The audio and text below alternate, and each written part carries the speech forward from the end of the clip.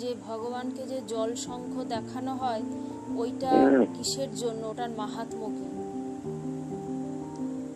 আরে ভগবানকে যে আরতি করা হয়, কিসের জন্য আরতি করা হয়? পঞ্চনীরাজন,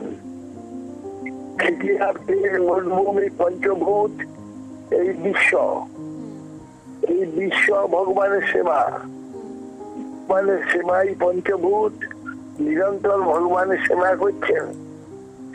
সেই সেবাটা ওইটাই প্রতীক রূপে তার সে গন্ধ হচ্ছে পৃথিবীর প্রতি প্রথমে গন্ধ দিয়ে আরতি করা হয়। হ্যাঁ, তারপর হচ্ছে জল, জলই শঙ্খ জল, জল ভগবানের আরতি হচ্ছে, ভগবান হচ্ছে। পঞ্চপ্রদীপ, মরুদ হচ্ছে পাখা, ময়ূর গুচ্ছ, বেজন, চামর, এটা হচ্ছে বায়ু। বায়ু ভগবান সেবা করছে। আর আকাশ হচ্ছে বস্ত্র আর ফুল, আকাশ, আকাশের প্রতীক। এই পঞ্চভূত পঞ্চনীরাজন ভগবানের সেবা করছে নিরন্তর এরা।